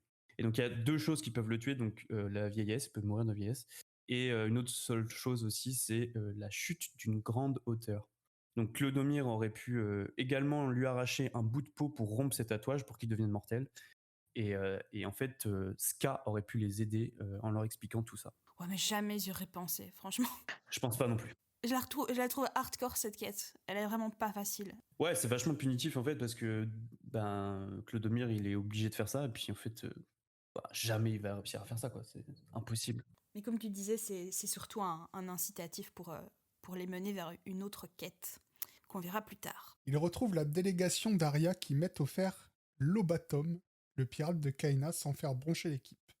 Et il s'enquiert de l'avancée de leur mission. Il les laisse repartir avec une recommandation pour avoir réquisitionné un navire pirate et supposément tué le Corbeau Noir. La délégation les informe cependant qu'ils comptent toujours brûler l'île, mais ça n'alarme pas plus que ça les créances, qui se contentent de les mettre en garde contre Andoro, le monstre de l'île. D'ailleurs, quand ils font le bilan de leur passage, le seul truc qui en ressort, c'est Lydia qui dit « On n'a pas rien fait, on a quand même une poule noire ». Je trouve que la manière dont est gérée la discussion, l'entièreté de la discussion avec l'amiral Gecko, aussi bien de la part de Fibre que de l'équipe entière, ça montre que d'une certaine manière, tous souhaitent vraiment mettre l'arc Esperanza derrière eux et avancer. Tu vois qu'ils s'en foutent complètement. Ils se lavent les mains de ce qui pourrait encore s'y passer et vraiment on passe à autre chose. Et puis il y a juste Enduro, le fameux monstre de l'île, qui les obsède. Mais on passe vraiment vite à autre chose. Moi perso, j'ai limite la flemme de réagir là-dessus parce qu'en fait, toute cette histoire avec l'amiral Gecko et tout, j'ai toujours trouvé ça, je sais pas en fait, je trouve ça, je sais pas, c'est nul je trouve. Je sais pas comment dire. L'histoire de balancer, de foutre le feu et tout, je sais pas. Mais dès la fin de la saison 1, c'est la première chose que j'ai dit cette quête là. Ouais. Mais c'est pour ça, moi je suis bien content, c'est fini. Passons à autre chose. Après un passage à Void, où ils retrouvent les stagiaires et leur or. Oui, les retrouvailles avec les stagiaires. Moi, je trouve ça un mignon petit moment avec tonton Clodomir. Oh, t'as une grande main et tout quand il parle à Nicolas, c'est vraiment adorable. Oui, c'est trop drôle. On a droit à un magnifique point lore sur le codex Occultatum, et contre toute attente, les notes de dérive ne sont pas si chaotiques. Enfin, presque. Santa Sofia chargée d'éliminer les ennemis surnaturels. Santa Sofia chargée d'éliminer. Attends, c'est moi, on est encore en train de découvrir un truc qui était hyper important. Mais quand je vois ce rire du MJ, c'est-à-dire qu'en fait, ça fait 6 semaines qu'on tourne autour d'un truc qui tout va bien. C'est quoi Santa Sofia? C'est toi. C'est quoi Santa Sofia, c'est toi? Bah oui, parce que moi je viens de Santa Sofia. Enfin voilà, il y a C'est lui, le un petit descendant. passif avec. T'es descendant de qui en fait? Dis-nous maintenant, parce que chaque fois tu fais des petites cachotteries là, à droite à gauche entre deux On meurtres. se doute, je vous dirai ça plus tard. L'ordre des protecteurs. Mais non, tu ne dis pas. Le mec fait des secrets à nous alors qu'il dévoile tout à des illustres inconnus. C'est clair. Il spoil tout. Eh, tu savais quelle c'était la sœur de Je Nel? finis de lire. Ah ouais, j'ai des infos super intéressantes en fait. Vas-y, lis-nous. Apparemment, ma lame ointe de quelque chose, n'est pas le mot, permettrait de tuer les tulpas. Attends, quoi? Attends, mais Voilà. c'est quoi cette histoire? Ta main, J'ai oublié. Ma lame ointe. Ma lame ointe du sang des protecteurs, de mon propre sang, permet de tuer les tulpas. Mais donc tu t'aurais coupé la main, t'aurais avant palé le mec? Attends, autant Mais si tu révisais un peu tes cours. cours. Que je vous propose. Oh, putain, j'adore. Non, mais le rire de Fibre, waouh, c'est incroyable. On sent que genre il y a tout qui sort quoi. Genre tout l'air, tout le genre c'est incroyable, j'aime trop ce type de rire. Il a dû tellement se retenir en fait en entendant toutes les horreurs qu'il racontait sur son lore chéri qu'il a écrit, tu vois, que là il peut tout lâcher. C'est vraiment un des meilleurs moments de ce début de saison 2. Déjà, je vous l'ai dit et redit, mais le lore des protecteurs, pour moi c'est un des meilleurs trucs du JDR Aria. Et là, ils font enfin le tri sur tout ce qu'ils savent. Et en fait, ils en savent beaucoup. Et puis, mais ils le narrent d'une manière hilarante. Ils font enfin le lien avec les armes qui ont tué des rois. Ils font le tri entre l'arme de l'exil et les tulpas. C'est vraiment le kiff du lore. Et au milieu de ce chaos ambulant, c'est un moment délicieux. Ouais, moi j'adore ces passages. C'est genre, ouais, c'est le bordel. Mais tous ces moments de ah ok, c'était ça. Et l'âme qui pète un câble si tu révises tes cours. Fib qui est mort de rire. Enfin, franchement, franchement, c'est pour ça que j'adore Game of Thrones, quoi. Et c'est vraiment ces passages-là qui m'ont fait aimer le jeu de rôle. Parce que en fait, ce que j'adore dans Game of Thrones, c'est qu'il y a pas de prise de tête en fait. Et, moi, j'avais un peu ce cliché des rôlistes qui sont ultra exigeants quand ils jouent, etc., qui sont vraiment pour leur truc. Et là, c'est YOLO total, donc c'est pour ça que ça m'a fait aimer. Daz qui dit moi j'ai rien noté et j'ai pas de regrets. Je trouve que c'est génial. Bref, De ouf. voilà. De ouf. Et mais sinon, après, je trouve qu'il y a quand même un problème, c'est l'histoire de l'arme qui peut tuer un dieu, et il mélange ça avec sa dague et son sang. Et après, moi, je comprends en fait pourquoi ils sont aussi perdus. C'est parce que c'est pas assez de bordel dans leur tête, quoi. Même l'histoire des dieux, moi, personnellement, j'ai longtemps confondu dieu ennemi, dieu exilé, etc.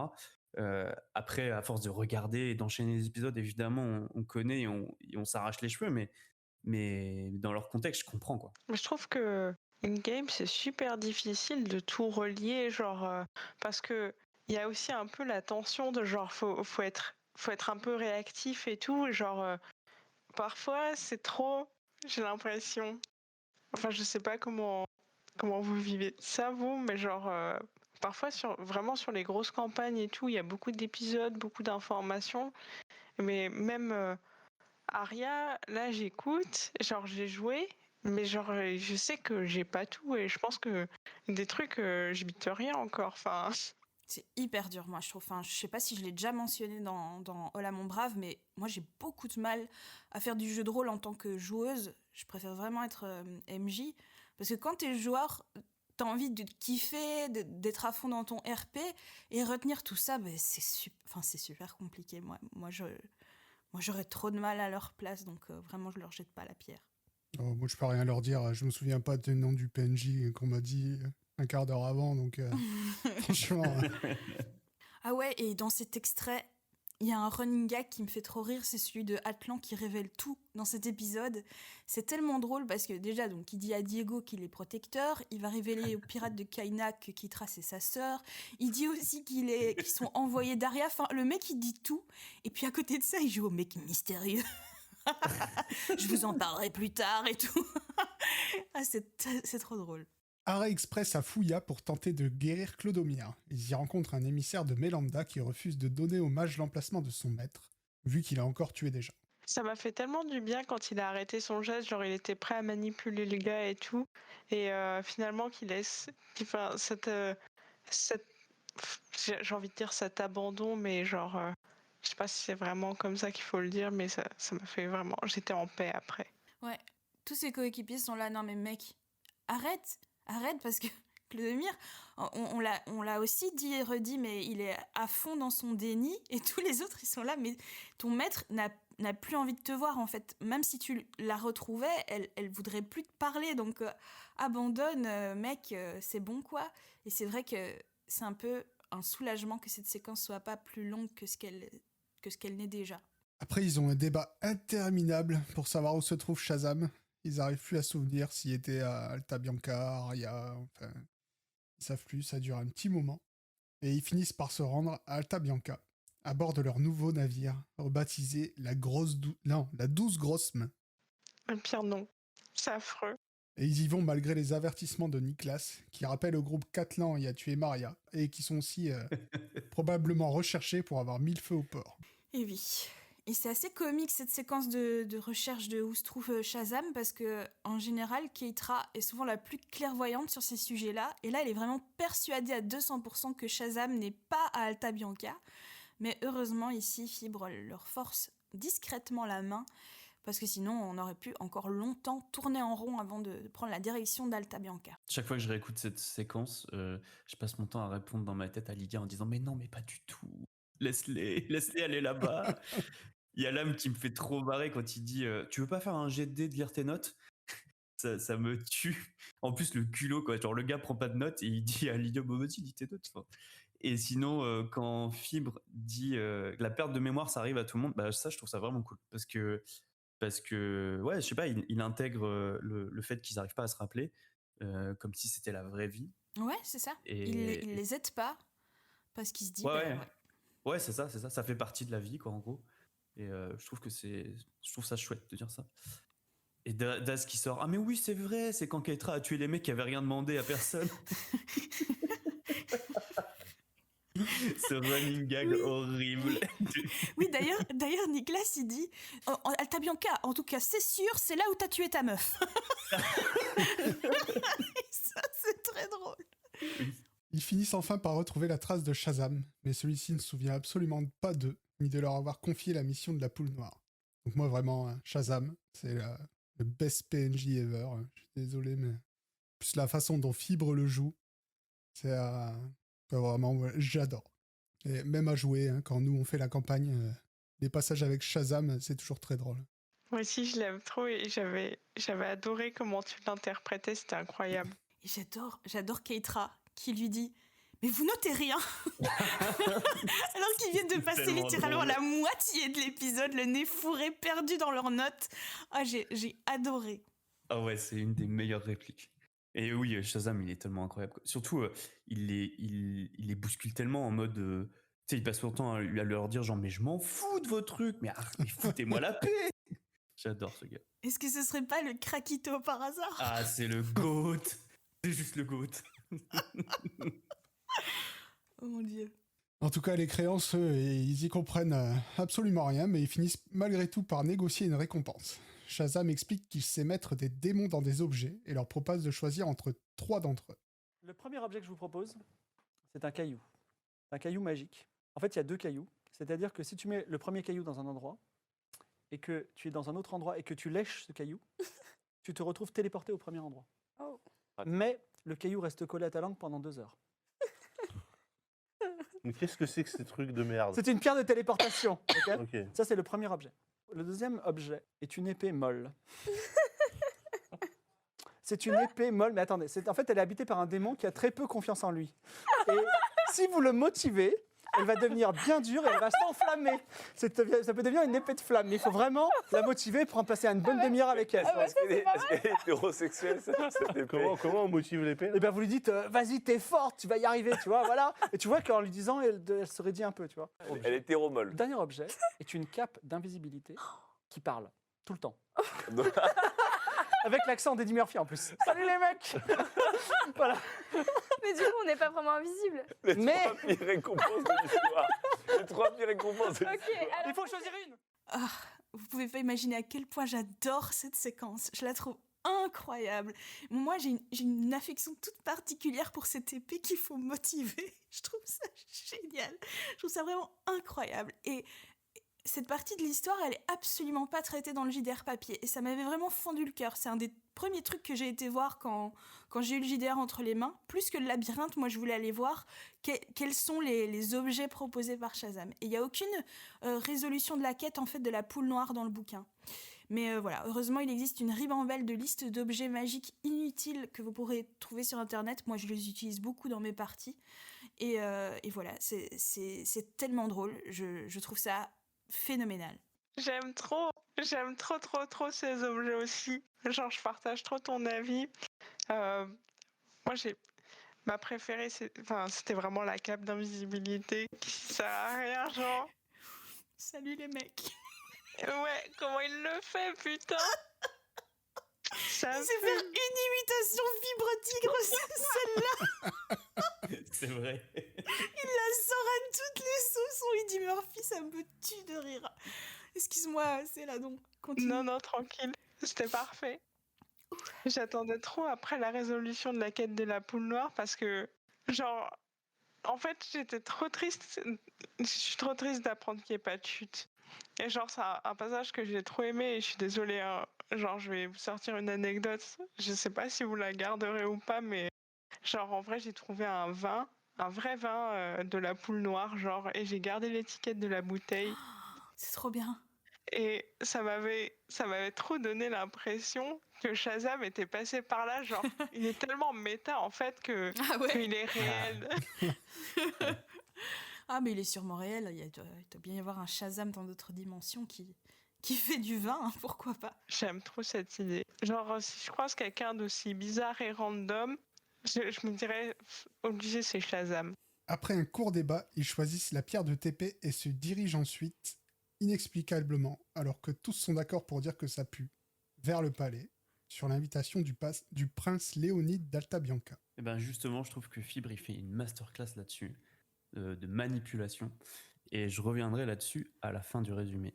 Et après une ellipse bien choisie par Fibre, on retrouve les créances pieds et poings liés devant le prince qui leur énonce tout leur chef d'accusation. Olympia Fonté, ma meilleure inquisitrice, était persuadée que vous irez à Akaba et vous attendez là-bas. Et pourtant, vous êtes revenu. Vous êtes vraiment très bête. Alors, Tout ça pour une poule noire. ce que vous avez fait, Tout ça pour rien. vous avez amené un dragon des mers qui a assassiné la moitié des nobles Je vous un l'avais dit soir. qu'ils nous recherchaient. Vous avez assassiné Maria Almunia avec du rhénilium dans le jardin. Ok, les gars, il est où le caillou là? On va lécher, hein. Attends. Vous avez tué 2 gardes royaux et escroqué le palais royal de 120 écus pour vendre du vin que vous avez lors de mon mariage. Mais c'est pas le pire. Vous avez kidnappé ma sœur et vous l'avez emmenée à Aria. Quoi? Oui, comme par hasard, le soir même, ma sœur disparaît, le seul bateau qui part, c'est le vôtre. Votre Ah sœur bah a ça, c'est pas disparu. nous, ça. Mais hein. si, c'est nous. C'est complètement vous. Ah bon? C'est nous. Oui, c'est nous, oui. Mais si, C'est on bonne devait fortune. enlever la sœur, Oui, on on voulait a pas bonne se marier, on fortune. l'a ramené à Ria. Ah mais oui, avec le chevalier.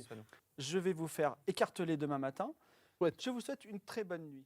Clodomir nous offre alors probablement le meilleur coup de toute la campagne. Il sort son as de cœur et soumet le prince Léonine à sa volonté. Et c'est fou parce que les autres hésitent, bon sang. Il a un as de cœur face au prince Léonide d'Alta Bianca.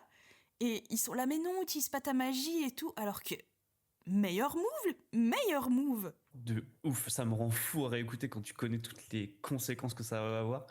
Et ouais, non, je sais pas, t'es vraiment en mode, mais vas-y, fais-le. C'est tellement bon. Ils sont désormais protecteurs d'Alta Bianca et ont tous les droits.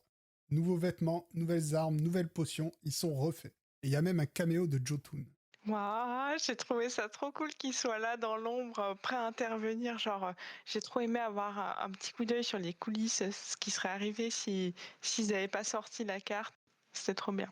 Cette liberté retrouvée laisse Niklas pensif, le menant à une interrogation extrêmement pertinente qui n'aura de cesse de le tarauder pour le reste de l'aventure. Attends, ça Oui. fait quoi si tu mets le caillou dans quelqu'un? Ah ah. C'est-à-dire. Il meurt. Il est dégueulasse. Plante-le avec On entend tous les tâches rire là. Tu vois. En tant que scientifique, je pose la question pour la science. Que t'es Bah, fait tu peux littéralement tester dans le caillou. quelqu'un. Dans quelqu'un. Tu veux l'avaler? Tu veux tester? Non mais et que Bah, tu tu le le tues. lâches. Pourquoi faut que tu salisses toujours tout? Je vais être sûr de pas faire de gaffe. On pourrait. Comment ça, Imagine, pas faire de gaffe? Mais qu'est-ce que tu veux faire avec le caillou? Dans cet extrait, c'est vraiment pour pas faire de gaffe. Genre, Mais c'est ça. quoi pour pas Mais faire de qu'est-ce que tu gaffe? comptes faire avec ce caillou? J'adore. C'est vraiment une très bonne question. J'aurais bien aimé avoir la réponse. Ah, mais on devrait faire un débat là-dessus. Hein. Vous pensez que c'est la personne qui explose de l'intérieur? Bon, bref, on va pas. Vas-y, on peut en parler. Hein. Ça me fait tellement penser à une séquence, pour ceux qui regardent The Boys, une séquence de la dernière saison, qui est vraiment, elle n'est pas interdite aux moins de 18 ans, elle est interdite aux moins de 30 ans, cette séquence, tellement elle est horrible. Oui, voilà, il y a une histoire de pénis qui explose, c'est affreux, mais ça me fait vraiment penser à ça. Et ouais, à l'esprit tordu des humains parfois, mais c'est tellement drôle qu'ils pensent à ça et ça va revenir plusieurs fois dans la campagne. C'est très comique et big up aux gens qui ont vu The Boys et qui savent de quoi je parle parce qu'ils sont peut-être tous aussi traumatisés que moi. Et est-ce que cette question n'a pas été répondue dans un comic Sandman? C'est à peu près la même chose. Qu'est-ce qu'il fait s'il c'est redevient grand Ouais. en rentrant dans... Ça me paraît évident que il arrive et il explose la personne qui... Ouais, mais est-ce que la personne... Donc la personne explose, ça je suis d'accord avec toi. Mais est-ce que la personne qui est dedans, qui apparaît dedans, est-ce Ouais. qu'elle meurt pas genre étouffée, tu vois? Bah non, Est-ce moi qu'elle- je pense pas parce que...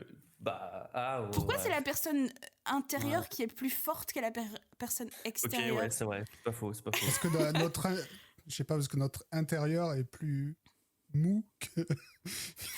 Ouais. Tu vois, c'est un débat en vrai. Tu vois ce que je veux dire? Je J'avoue pense j'avais que une personne ne tient pas à l'intérieur d'une autre personne. Non. Ah non. Justement. Mais oui, non, mais ce Mais que je oui, veux dire, c'est pour que la ça, personne, enfin, en essayant en faisant exploser la personne dans laquelle elle atterrit, est-ce qu'elle meurt pas, tu vois? C'est tellement... c'est un Pas traumatisme aussi. Voilà, intéressant. D'accord. Et on ne pourra jamais tester, malheureusement. Ouais, mais on n'est Ou pas heureusement. équipé pour les attaques de l'intérieur, tu vois. Non. On est plus fragile. Ouais, je sais pas. On a les Ah, On mais va organes. tester. C'est clair que la personne dans laquelle on arrive meurt, ça c'est sûr. Mais est-ce que nous aussi, en arrivant dans quelqu'un, est-ce qu'on meurt? C'est ça la question. Non, il n'y a pas de raison, ça va trop vite. Puis de retenir sa respiration. Ouais, bref. Ok. Bon, on essaiera, on te dira. Hein. Je suis d'accord. En vrai, je suis d'accord avec Arkeb. Je vois pas pourquoi la personne qui arrive devrait mourir, genre. Mais imagine-toi, tu es téléporté entre deux plaques de métal, 25 imagine. minutes de débat là-dessus. C'est clair. Bon, passons à Mais autre oui, chose. mais on n'est pas du métal, on est bien plus mou que du métal, tu vois. Ouais, mais elle a pas tort que, en fait, on est la même densité, en fait. Donc, quand t'arrives, je veux dire, ce serait un bloc de béton qui arriverait à l'intérieur de quelqu'un. Ok, le bloc de béton, il va exploser tout. Mais j'avoue qu'un humain qui a la même densité qu'un autre humain, pourquoi Ouais. ce serait l'humain qui rentre qui explose l'autre? Essaye Tu de pourrais juste te passer retrouver ta main conscient. au travers du thorax de quelqu'un. Ben, ta main, elle se Ah ouais, c'est brise. ça. Ouais. T'y arrives pas, en fait. J'avoue, Ouais, j'avais mais bah, là- écoutez, Là, c'est vais pas essayer ta main, demain, c'est je vous genre dirai. tes épaules. Genre, tu vois, c'est des os, genre. Ouais, Alors, mais lui parce aussi, que c'est t'es- des os qu'il faut péter. Ouais, mais t'es Ouais. plus large.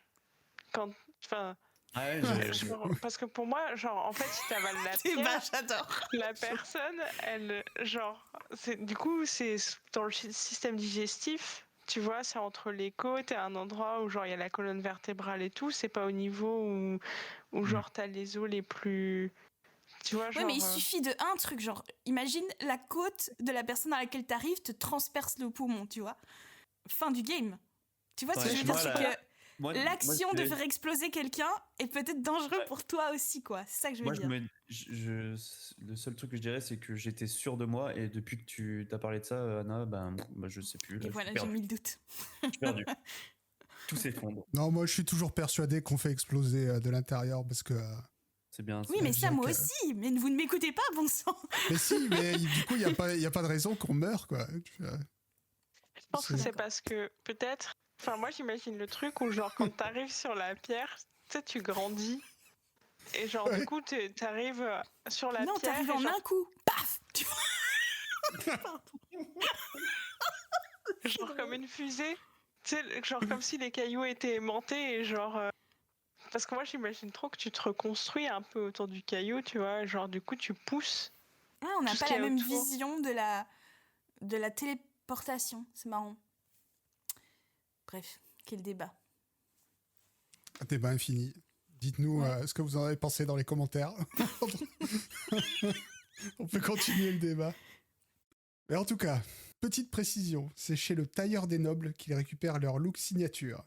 Une armure en cuir pour Ketra, une cape à capuche en velours noir pour Clodomir, un renard en écharpe pour Atlan, et une djellaba avec une ouverture sur le téton pour Nicolas. Oui, bien sûr. Oh, la couverture. Pour du Elle m'a vendu du rêve. Ouh, ouh. Vraiment, tu peux acheter ce que tu veux et t'achètes ça. Ouais, voilà. Il fabrique aussi des uniformes pour les stagiaires, un collier en pierre précieuse pour Fripouille et une armure pour Rabelais. Croyez-le ou non, c'est le moment le plus revisionné sur YouTube de cet épisode. Quoi, l'armure pour Rabelais, ouais, mais ça c'est toi qui Non. regarde à chaque C'est fois. toi qui avais toutes les vues. Ah mon dieu. Non, je parle vraiment de tout le moment où il s'habille. Moi, personnellement, bon, je trouve ça va, c'est marrant, mais ça me touche pas tant que ça. Mais le fait que ce soit le plus. J'ai lu les revisionné- commentaires et les gens sont juste morts de rire que Fibre et Ketra soient explosés de rire en fait. J'ai lu un petit peu les Ah. commentaires et les gens sont là, C'est vrai waouh, c'est que- trop drôle. Ketra, vrai elle que tout le monde arrive se plus marre. à respirer tellement elle est morte de rire et tout, donc c'est pour ça, je pense. Il y a des illustrations de ça ou pas? Genre de leur tenue, du caractère design un peu, genre de leur évolution au cours des épisodes et tout. En fait, il va y en avoir des tonnes et des tonnes. Il y a plein de superbes illustrations trop cool, surtout de Atlan et de son renard. En fait, il y aura plus d'illustrations d'Atlan sans son renard par la suite. Et c'est vraiment devenu le détail qui le caractérise. Et j'ai trop voulu t'en mettre, Céladon, mais j'en ai trouvé aucune qui spoile pas la suite des aventures. Parce qu'il va y Ah avoir oui. des gros changements physiques sur plusieurs personnes de l'équipe. Et voilà, donc d'ici quelques épisodes, je pense que je pourrais te montrer les illustrations, mais pas pour l'instant. Regardez-moi, s'il vous plaît. J'aime trop le travail. Enfin, le travail. Ils ont fait ça comme ça, mais genre l'évolution des persos, même physiquement, je trouve ça incroyable parce que genre ils auraient voulu créer des personnages atypiques au départ, ils auraient jamais fait tout ça, quoi. C'est clair. Alors que là, genre, franchement, je suis fascinée par Nicolas. Genre, les tatouages, la djellaba et tout, c'est. T'es tellement pas au bout de tes surprises. Il quitte ensuite rapidement Alta Bianca en prenant la décision de se rendre à Akaba pour récupérer le morceau de carte de Bada Inta. Vous êtes sur le pont de la grosse main, avec vos petits-enfants en uniforme, et vous êtes en train de manger des gros poulets rôtis, et vous avez des magnifiques tenues, et vous dites qu'une fois de plus, vous en êtes bien sortis, tout en tuant plein de gens, et en faisant des choses quand même injustes et innocentes. On a tué personne. On a tué personne. Voilà, et vous regardez le soleil couchant, et au-delà du soleil couchant se trouve Akaba, votre prochaine destination auquel vous parviendrez dans 15 jours, parce que c'est la fin de votre grande aventure, vous en êtes très bien tiré, mais pas idéalement. Je vous remercie, merci les auditeurs de votre patience quand ils retrouvent leurs notes, j'espère qu'ils les liront la prochaine fois. On se retrouve la semaine prochaine pour partir dans l'espace ensemble, et on part à Akaba dans 15 jours, merci beaucoup. Ciao. Et merci à vous. Alors maintenant que le résumé est fini, est-ce que vous avez quelque chose d'autre à dire sur cet épisode ? Devant le manque total de réaction, on va donc passer à la prochaine rubrique. Et là, tu arrives, oh là, mon bras. Alors toi, tu réagis comment ? Je suis intrigué. Vous êtes... Alors, je vais revenir sur pourquoi l'équipe se retrouve à aller voir le prince Léonide, alors qu'au début, tout le monde est d'accord pour dire que c'est la pire idée. Donc l'un des points très très forts de Game of Thrones, c'est la gestion de fibres de ses CPJ. Il en fait parfois ce qu'il veut, mais je trouve que c'est toujours dans le but de l'actual play. Je voulais revenir là-dessus et vous montrer comment il fait. Donc on pourrait se dire d'abord, il les manipule, c'est pas très jeu de rôle, s'il arrive à les amener un peu où il veut, ils n'ont pas de libre arbitre. Alors peut-être, mais moi je trouve que Fibre, il anime un actual play, il a besoin de créer des moments d'anthologie comme ça, comme on a vu avec le prince Léonide avec la carte de Clodomir. Et pour que ce soit fun à regarder, il faut de la difficulté, et parce que à ces moments-là, c'est là qu'il se passe des choses. Donc pour moi, son génie est dans le fait que c'est presque invisible. Sa méthode, elle est tellement construite pendant de longues minutes que c'est impossible à griller. Et personnellement, si j'avais été MJ, au moment de leur arrivée à Alta Bianca, je les aurais sûrement fait arrêter sur le champ. Mais c'est éclaté de faire ça, parce que ils auraient probablement balancé une potion d'Ingramus et ils se seraient barrés. Et 2, le fait qu'ils y aillent d'eux-mêmes, ça rend la séquence encore plus mémorable. Alors pour y arriver, Fibre, il a créé un PNJ qui est vraiment excellent, il s'appelle Jibiru, et il est joué de manière ultra sympathique, et surtout il est très très permissif. Alors d'abord, il introduit l'air de rien, comme si c'était un simple douanier. Et il y a un espèce de mec ventripotent qui s'appelle Jibiru et qui vous salue bien bas. Et c'est Jibiru. Jibiru. Un bon gars, je sens. Bienvenue à Alta Bianca. Est-ce que vous venez commercer ou est-ce que vous venez vendre, sachant qu'il y a une petite taxe de 20 pièces d'or. 20 pièces d'or. Si vous voulez décharger des caisses à quai, ou 2 pièces d'or simplement pour vous amarrer dans le port. On voit que Fibre, il utilise sa description physique comme celle d'un homme ventripotent. C'est sûrement fait pour le rendre plus sympathique. Et ça fonctionne direct sur Nicolas. Il dit, je cite, « Ah, Jibiru, c'est un bon gars, je le sens. » Ouais. Directement après, il se rapproche doucement de la vraie raison pour laquelle Jibiru les aborde. Nous venons acheter des marchandises. Et je vous reconnais. Seriez-vous Atlan Greten de Quirk? Oh putain.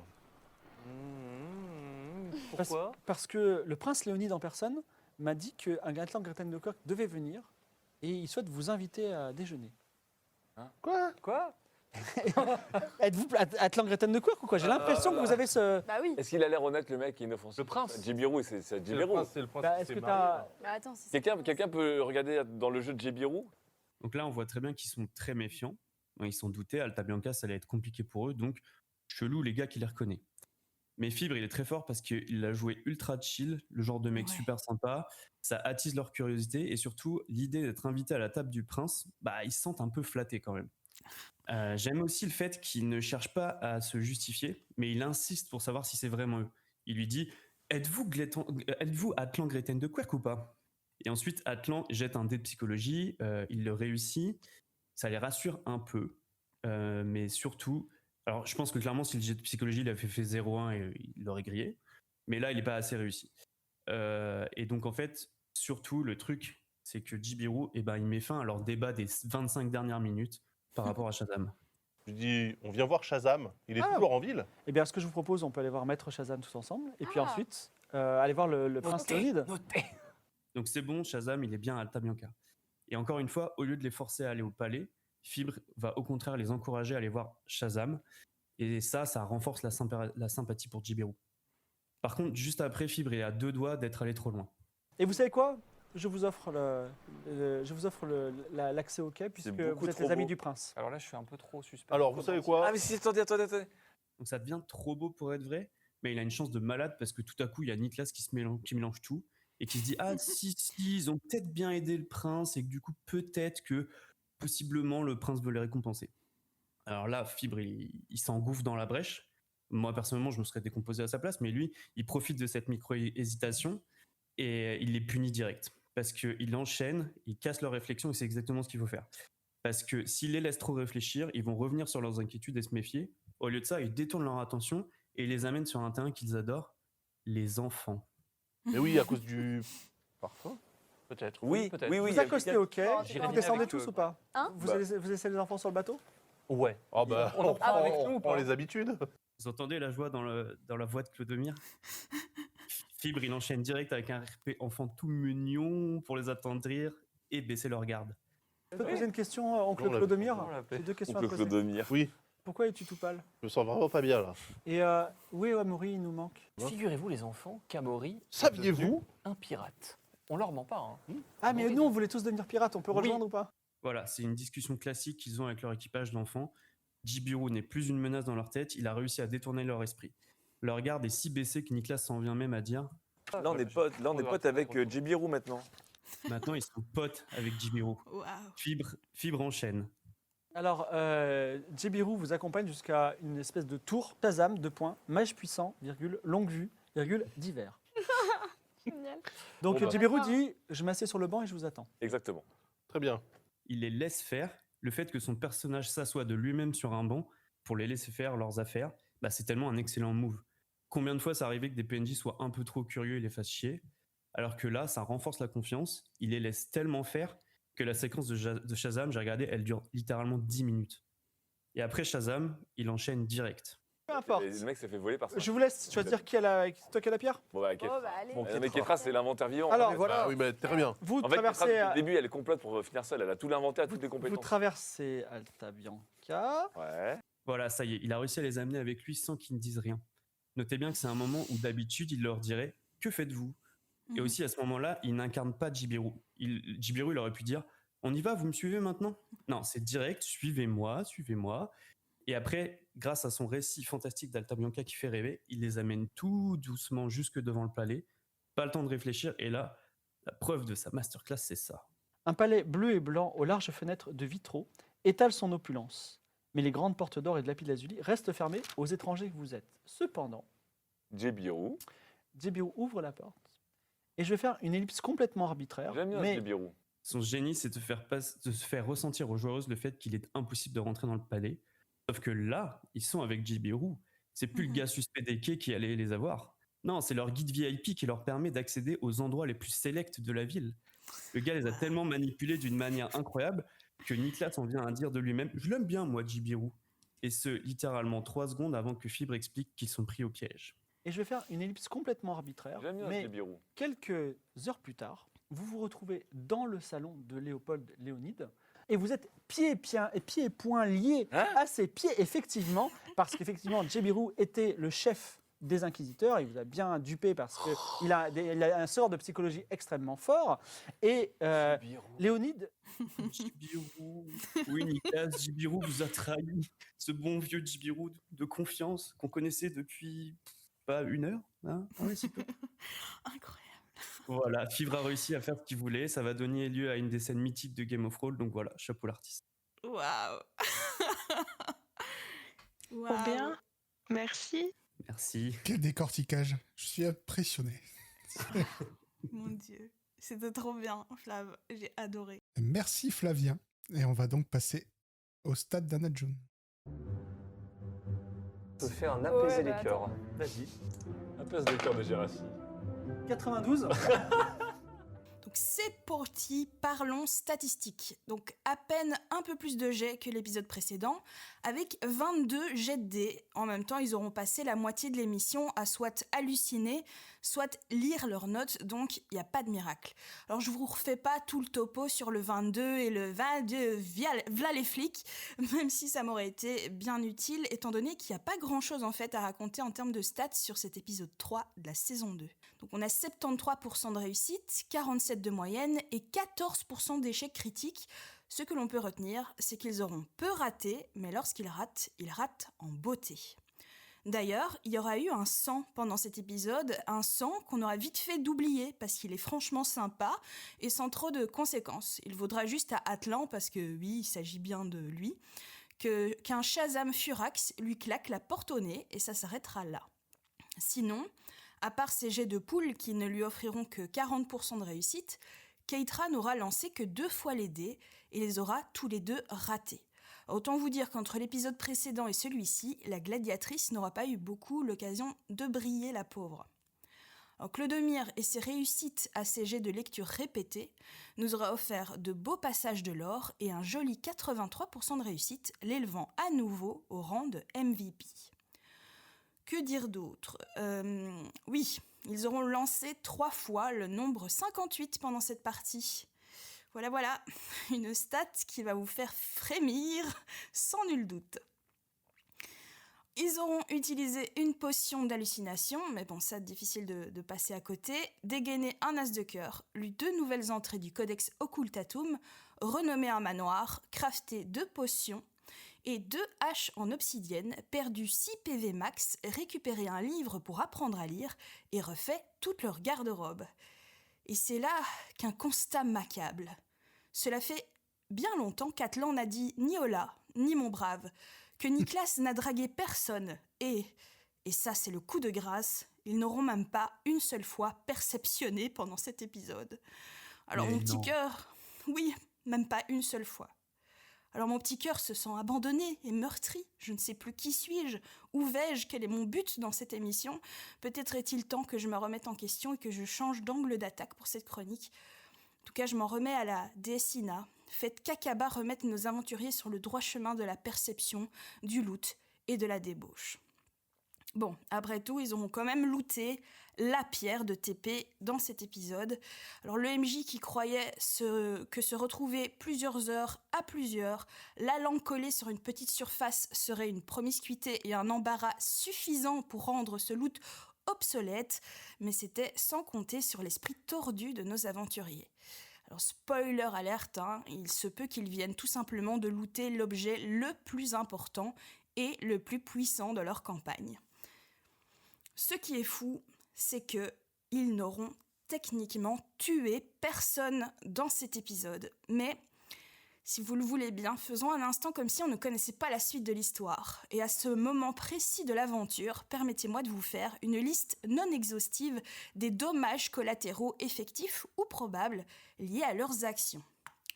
Alors citons déjà Amity Épouvante, qui meurt empalée sur l'épée enflammée de Mardonios suite à la mutinerie déclenchée par Atlan. Il y a évidemment Alban, qui se fera probablement assassiner par Diego. On a Nina, qui retournera inévitablement en esclavage à faire des potions pour les pirates et qui sera exécutée probablement pour avoir tenté de s'enfuir. Amaury, tout simplement, qui est maintenant à la merci d'une bande de pirates sanguinaires qui veulent le destituer. Et n'oublions pas ce pauvre Lobatome, homme de main de Kaina, livré sans aucune émotion au contingent d'Aria, qui est destiné à être au moins torturé, si pas exécuté. Et puis, que le déni de Keitra le veuille ou non, ils auront quand même volé et trahi Kaina en lui volant son bateau et l'auront abandonné à son triste sort sans même se retourner. Mais bon, après tout, ils sont repartis avec une poule noire sous le bras et c'est tout ce qui compte.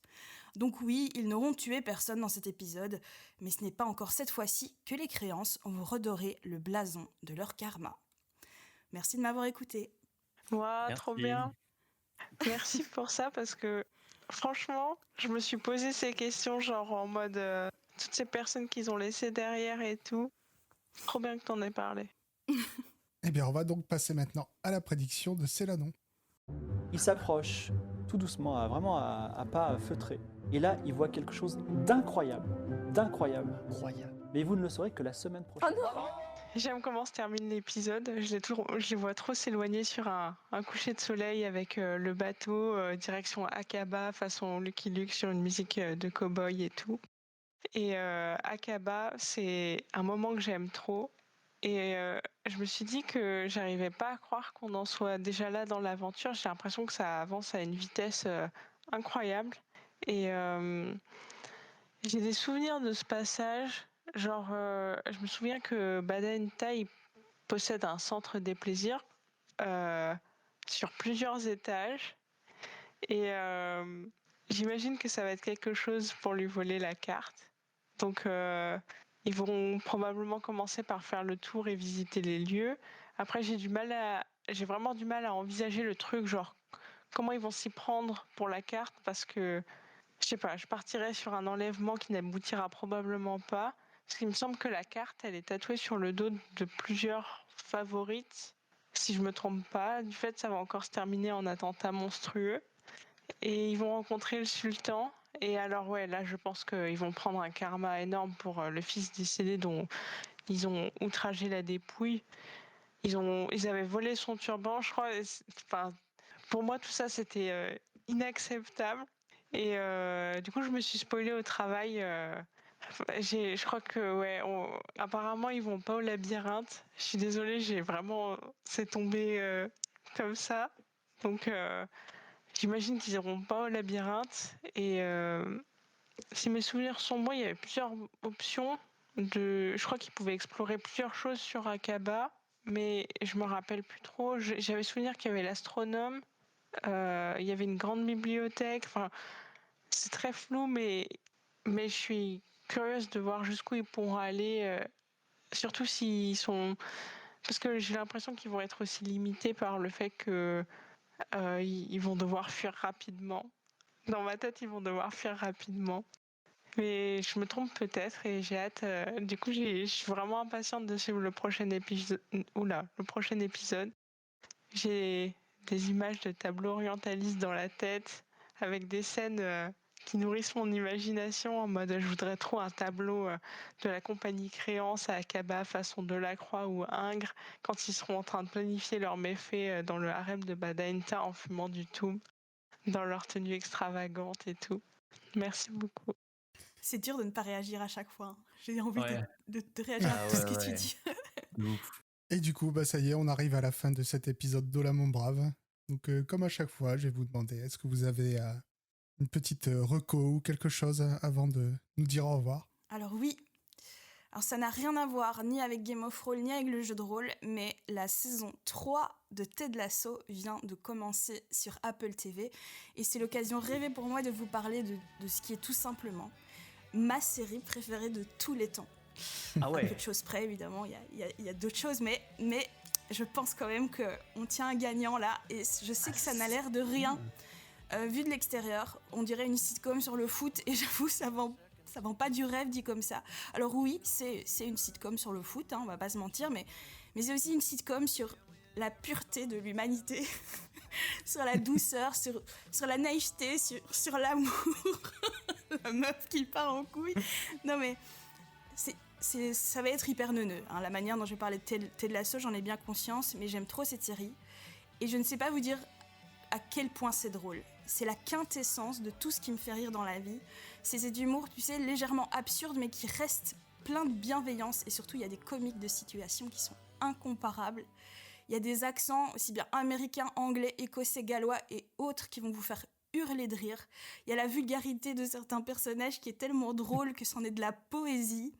Et puis, Ted Lasso, c'est la série qui vous fera croire à nouveau en l'humanité. C'est la série qui va réparer votre petit cœur meurtri. Jason Sudeikis, qui incarne le personnage principal, Ted Lasso, il va vous faire rire, il va vous faire pleurer, il vous rendra heureux. Faites-moi confiance, vraiment, lancez-vous. Dani Roras va vous rendre positif. Jamie vous fera croire en la rédemption et vous fera chanter Baby Shark sous la douche. Rebecca et Kylie vous offriront enfin des personnages féminins bien écrits, pas éclatés au sol. Beard et Leslie vous montreront qu'il est possible de créer des personnages humoristiques qui sont des exemples absolus de masculinité non toxique. Oui, c'est possible, on peut être drôle et pas toxique. Et que dire de Roy, l'homme parfait, qui dit fuck 75 fois par épisode. What the fuck's wrong with you? Fucking whip it! Fucking follow in! Fucking build! Fuck this! Bon, je pourrais parler de Ted Lasso pendant des heures, mais je vais m'arrêter là. Juste foncez, regardez. Ted Lasso, faites-vous du bien, SVP. Voilà. Football is life. Football is life. Ok, super. Le cactus à la ref. Je voulais parler d'une émission Twitch que Vincent Estria a fait. Donc Vincent Estria, c'est un des co-scénaristes auteurs avec Fibre sur Game of Roll, Game of Reroll. Et donc lui, sur sa chaîne Twitch, il a fait un jeu de rôle qui est quand même assez peu courant, on va dire. Donc c'est un jeu de rôle en 1v1, donc il y a un maître de jeu et une joueuse. Et il y a, je crois, 7 épisodes, pardon, et en fait, à chaque fois, l'invité change. Et le truc qui est assez cool là-dedans, c'est que l'invité change, mais c'est la même histoire qui se déroule. Et en fait, chaque personnage invité partage des notes, et donc à chaque épisode, il commence à prendre des notes, etc. À la fin de l'épisode, Vincent leur retire les droits du Google Doc, en gros, et la prochaine invitée reprend les notes du précédent à celui d'avant. Et en fait, ça raconte un peu, je ne sais pas si vous connaissez Memento de Christopher Nolan.